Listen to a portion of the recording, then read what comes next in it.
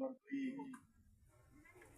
सबै बसोबास गर्ने सबै जातिहरूले यसको हामी प्रयोग गर्छौँ र यसमा वडा नम्बर 2 जातीय हिसाबले बहुत सद्भाव कायम गर्ने वडामा पर्नुहुन्छ।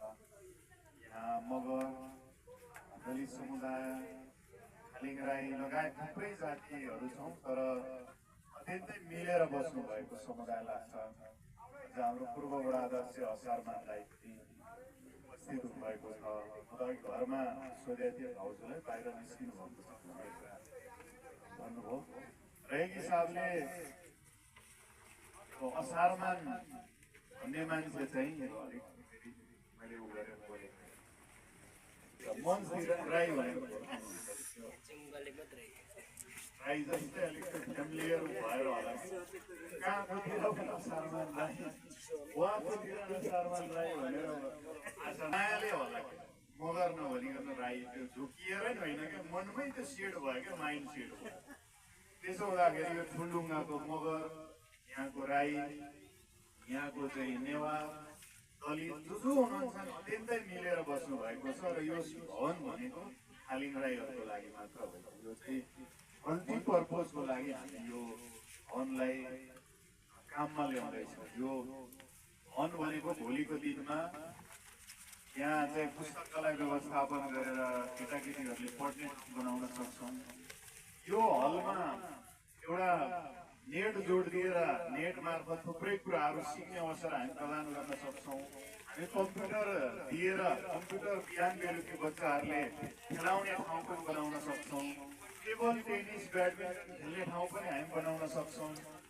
विभिन्न बैठक घर बस्नको लागि पनि हामी यसलाई प्रयोग गर्न सक्छौँ। अघि नै हाम्रो यहाँको अध्यक्ष नौवीरजीले भन्नुभयो यो वेलकमको रूपमा रहेको छ, सबैको वेलकमको रूपमा रहनेछ र हामी माथि सिनको लागि हाम्रो समाजलाई उकास्नको लागि यो भवनले ठुलो भूमिका खेल्नेछ विषयमा म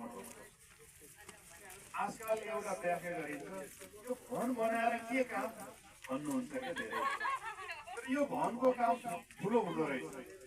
यहाँ सामान यस्तो राम्रो राम्रो यो संस्थाको रहेछ। यहाँ टेन्ट देखेँ काठमाडौँमा मात्र धेरै चाहिँ आधुनिकीकरणसँग पनि जोडिने कोसिस गरिराख्नु भएको छ। हिजोको इतिहास, हिजोको संस्कृति संस्कार त सधैँ छ, त्यससँगै यो आज मञ्च देख्ने बित्तिकै मलाई हिसाबले नयाँपन मलाई लाग्यो, खुसी लाग्यो। हामी नयाँ कुरातर्फ अगाडि बढ्दैछौँ। यहाँहरूलाई एकदमै म बधाई पनि दिन चाहन्छु। यहाँको मेहनतले, यहाँको पैसाले यो खरिद गरेर यो संस्थामा ल्याएर आज हामी आनन्दले यो टेन्ट मुनि, यो पाल मुनि बस्ने अवसर पाएँ। यहाँहरूलाई म धेरै बधाई दिन चाहन्छु, बधाई भन्न चाहन्छु। आगामी दिनमा पनि यो संस्थाको, यो समुदायको, यो ठुलो ढुङ्गा एरिएका सबै समुदायको उत्तर प्रगतिको कामना गर्न चाहन्छु। यो भवनसँगै उतापट्टि मगरहरूको एउटा सङ्ग्रहालय भवन हामीले निर्माण गरेका थियौँ। त्यो उद्घाटनमा आएको थिएँ र त्यो दिन इतिहासमा भुल्न नसक्ने मैले मगरहरूको ड्रेस पनि लाएर गएको छु। यति मजाले त्यहाँ राखेको अहिलेसम्म फिल भएकै छैन। एकदम त्यो मान सम्मान दिनुभएको ड्रेस यो काठमाडौँमा पोखरा कास्कीतिर मगरहरूले लगाउनु भएको ड्रेस हेर्दाखेरि आनन्द लाग्छ। 55 सालतिर म ट्रेनिङ जाँदाखेरि मगरहरूले लगाएको त्यो ड्रेस हेर्दाखेरि लाउँ लाग्छ। तर आफैले फर्स्ट टाइम त्यो ड्रेस चाहिँ यहाँ सम्मानपूर्वक यहाँहरूले लगाइदिनु भयो, त्यो त मैले राखेको छु। हिस्टोरिकल्ली पछि चाहिँ घरमा राख्ने सङ्ग्रहालयको रूपमा मैले राखेको त्यो ड्रेस लाएर रङ्गशालामा खेलकुद सञ्चालन भइरहेको थियो। त्यो लाएर गएको सेलिब्रेटी जस्तो फोटो खिच्ने भएका मगर ड्रेस लाएर जाँदा भनेपछि बहुजाति बहुसंस्कृति भएको यो ठाउँ हामी मिलेर बसेका छौँ, खुसी लाग्छ। त्यसो हुँदाखेरि जे अहिले जातीय सद्भाव कायम गरेर अगाडि बढ्नुपर्छ, राम्रो छ। राम्रो कुरालाई राम्रो अगाडि बढाउनुपर्छ। धेरै बोल्छु भन्ने हिजोको दिन पनि सम्झना आएर आजको कुराले मलाई सम्झाइदियो र चाहिँ केही कुरा राख्न मिल्यो। 1.5 वर्ष अगाडि प्रस्ताव गर्नुभएको हो। पालिकामा प्रत्येक आर्थिक वर्ष बजेट घटेर आइरहेको हुनाले अमृतजी आफैले पनि बनाउन कोसिस गरिराख्नु भएको हो। तर पालिकाको पनि थोरै योगदान चाहिँ दिनुपर्छ भन्ने हिसाबले उहाँको संस्था र हाम्रो पालिका बीच सम्झौता भएको छ। कार्यपालिकामा पनि निर्णय भएको छ यो संस्था बनाउने भनेर कानुनी रूपमा हामी अगाडि बढिसकेका छौँ र यो कामलाई सम्पन्न गर्नको लागि हामी पालिकाले त बेला बेलामा आएर यसरी चाहिँ भाषण गरेर मात्र जाने हो, काम त यहीँको पब्लिकले यहीँको चाहिँ समूहले गर्नुहुने हो। त्यसो हुँदाखेरि यहाँहरू लाग्नुहोस्, पालिकाको तर्फबाट सपोर्ट हुनेछ। यो संस्थाको अध्यक्ष उपाध्यक्ष सचिवजी एकदमै एक्टिभ हुनुहुन्छ। संस्थाले गरिराख्नु भएको कामप्रति पनि म एकदमै धन्यवाद दिन चाहन्छु। र अमृतजीले स्कुल भवन बनाउने कुरामा होस्, अब स्टेसनरी चाहिँ दिने कुरामा होस्, कपी दिने कुरामा होस्, अरू थुप्रै सामाजिक काममा सहयोग गरिराख्नु भएको छ। खेलकुद क्षेत्रमा पनि उहाँले हामीलाई स्पोन्सर गरिराख्नु भएको छ। यो सानै उमेरमा यति धेरै डोनर ल्याउनु, प्रगति गर्नु पनि यो समाजको लागि हाम्रो पनि इज्जत हो, अमृतजीको मात्र इज्जत होइन। यहाँको सहयोगप्रति हामी एकदमै धन्यवाद ज्ञापन गर्न चाहन्छौँ।